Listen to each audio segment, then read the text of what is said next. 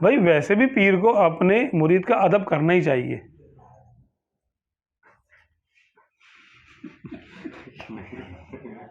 یہ سب کیا فرما رہے آپ؟ بالکل کرنا چاہیے. پیر اپنے میں اگر پیر ہوں مجھے کیا معلوم کہ میں مخلص ہوں یا نہیں ہوں؟ مجھے کیا پتا کہ میری حیثیت اللہ کے یہاں کیا ہے؟ مجھے تو نہیں پتا.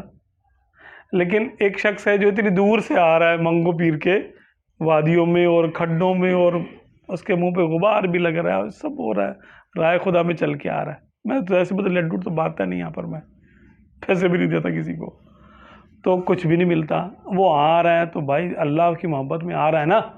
ظاہر تو یہی تقاضا ہے کہ وہ اللہ کی محبت میں آ رہا ہے، تو فرشتے اس کے قدموں کے نیچے اپنے پر بچھا رہے ہیں. تو اگر پیر صاحب بھی اگر ان کو دل میں ادب رکھ لیں گے، چلو کم سے کم ایک فارمیلٹی تو الگ ہی ہے کہ چلو کون ہاتھ چومے گا، ٹھیک ہے، لیکن دل میں تو ادب رکھ سکتے ہیں کہ بھائی یہ ہو سکتا ہے یہ مخلص ہو، اس کی وجہ سے مجھے کچھ مل جائے،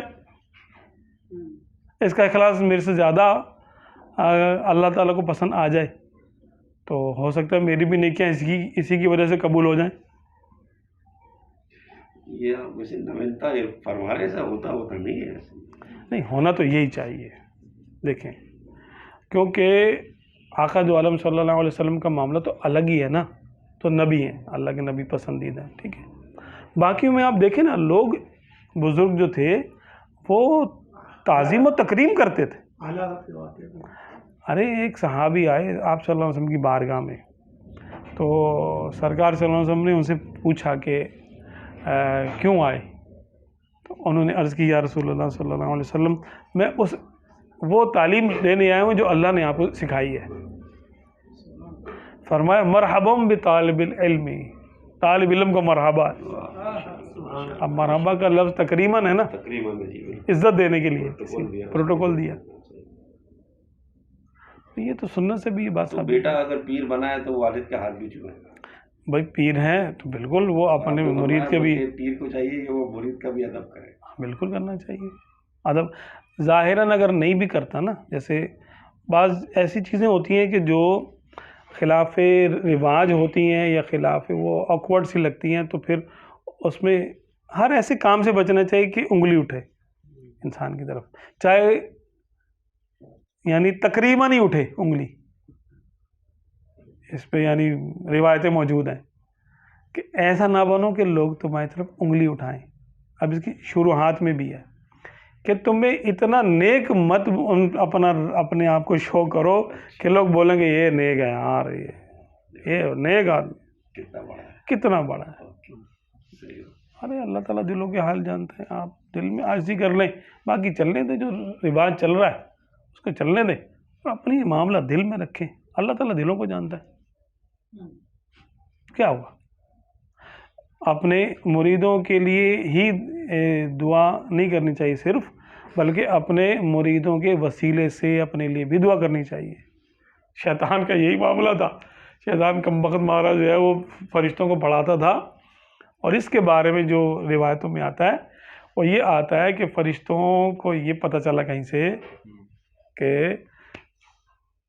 ایک شخص ہم میں سے مردود ہونے والا ہے. اللہ تعالیٰ کسی کو آزمائش میں ڈالے گا اور اس پہ بلا میں مبتلا ہو جائے گا وہ. تو اس کے بعد دعا کرانے کے لیے آئے کہ دعا کریں، ایسے بولا یا اللہ ان سب کو بچا اس سے. یہ بیچارے آئے میرے پاس دعا کروانے کے لیے آئے پیر صاحب کے پاس، تو اس نے سب کے لیے دعا کر دی کہ یا اللہ ان سب کو آزمائش سے بچا، آمین. وہ سب بچ گئے آزمائش سے، یہ پھنس گئے، استاد صاحب پیر صاحب پھنس گئے. کیا ہے؟ تو اپنے آپ کو بڑا خود سے ہی سمجھ لینا، یہی تو تکبر ہے کہ میں کسی ایک سے بھی بڑا ہوں، کسی سے زیادہ نیک ہوں، میرے نیکیاں کسی سے زیادہ ہیں، اللہ کے یہاں میرا زیادہ مقام ہے. یہی تکبر ہے. تو اپنے پیر صاحب جو ہیں وہ اپنے کسی مرید سے اپنے آپ کو برتر نہیں سمجھ سکتے، برتن نہیں سمجھیں گے تو پھر عزت ہی کرنی پڑے گی نا، کم سے کم برابر کا تو سمجھے. اگر اپنے سے افضل نہیں سمجھ رہا تو برابر کا سمجھے، کم سے کم اس کو برابر کا پروٹوکول دے. یعنی آپ صلی اللہ علیہ وسلم کا یہ معاملہ تھا کہ یعنی آپ صلی اللہ علیہ وسلم صحابہ کرام میں گھل مل کے رہتے تھے. آنے والے کو زیادہ فرق نہیں محسوس ہوتا تھا کہ آپ صلی اللہ علیہ وسلم اب اپنے لیے اونچی مسند اور پروٹوکول پسند نہیں فرماتے تھے، گھل مل کے رہتے تھے. اکثر بزرگان دین کے بارے میں بھی آتا ہے کہ وہ مریدوں میں بیٹھے ہوتے تھے تو کوئی یہ پہچان نہیں سکتا تھا کہ پیر کون ہے مرید کون ہے. لوگ بولتے ہیں پیر صاحب کون سے ہیں، بولو پتہ نہیں کون سے ہیں، کوئی بھی ہوں گے ان میں سے، بتانا پڑتا تھا پھر یہ ہے. تو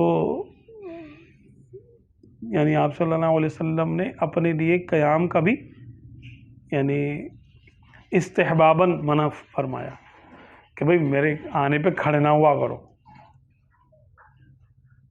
کیا کہ عاجزی کے لیے. اس طرح کی روایتیں بھی ہیں کہ میرے آنے پر کھڑے نہ ہوا کرو. اب جب کھڑا ہونے کا آپ صلی اللہ علیہ وسلم بطور عاجزی منع فرما رہے، یعنی اپنے لیے پروٹوکول نہیں.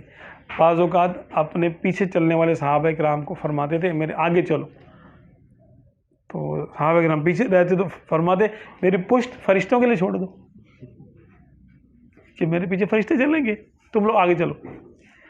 اب آپ صلی اللہ علیہ وسلم پیچھے چل رہے ہیں، صحابہ کرام کو آگے کا کہہ کے فرمایا، ان کی پشت بھی ہو رہی ہے سرکار صلی اللہ علیہ وسلم کے لیے، پشت ہو رہی ہے اور کوئی بات نہیں، چل رہے ہیں آگے. حکم دیا کہ میرے آگے چلو. تو ہمیں تو اگر سیرت سے ہی سیکھنا ہے،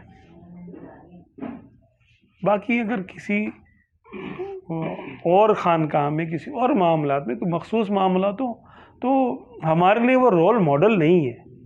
ہو سکتا ہے ان کی اپنی کچھ وجوہات ہوں، کچھ رسمیں ہوں، کچھ تکلفات ہوں، کچھ اصول ضوابط ہوں ان کے.